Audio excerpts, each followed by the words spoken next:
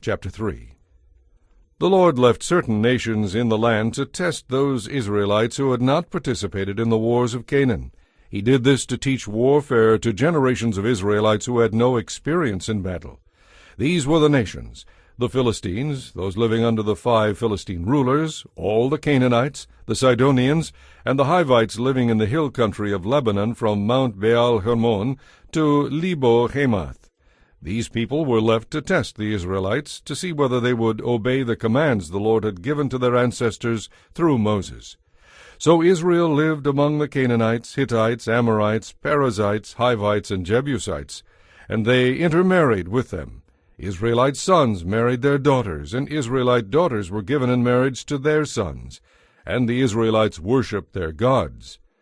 The Israelites did what was evil in the Lord's sight. They forgot about the Lord their God, and they worshipped the images of Baal and the Asherah poles. Then the Lord burned with anger against Israel, and he handed them over to King Cushan-Rishathaim of Aram-Naharaim, and the Israelites were subject to Cushan-Rishathaim for 8 years. But when Israel cried out to the Lord for help, the Lord raised up a man to rescue them. His name was Othniel, the son of Caleb's younger brother Kenaz. The Spirit of the Lord came upon him, and he became Israel's judge.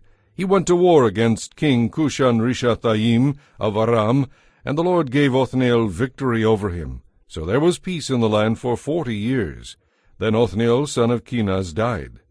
Once again the Israelites did what was evil in the Lord's sight.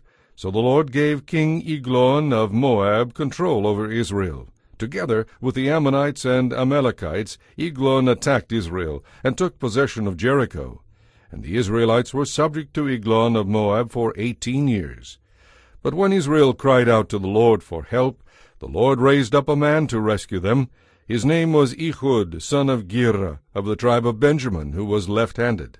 The Israelites sent Ehud to deliver their tax money to King Eglon of Moab.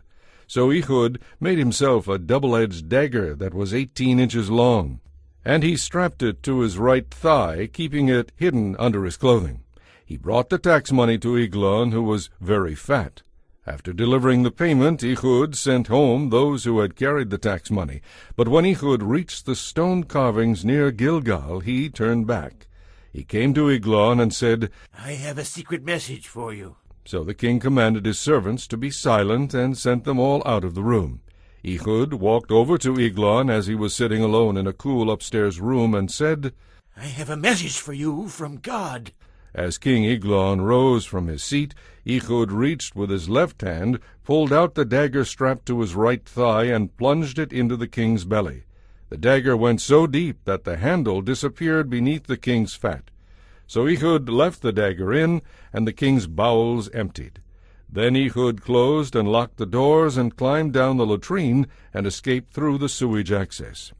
After Ehud was gone, the king's servants returned and found the doors to the upstairs room locked. They thought he might be using the latrine, so they waited.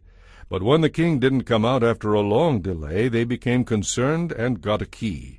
And when they opened the door, they found their master dead on the floor. While the servants were waiting, Ehud escaped, passing the idols on his way to Sirah.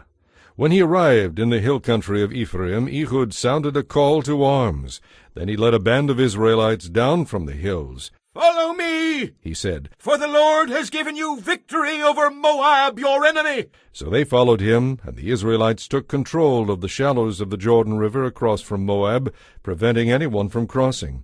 They attacked the Moabites and killed about 10,000 of their strongest and bravest warriors.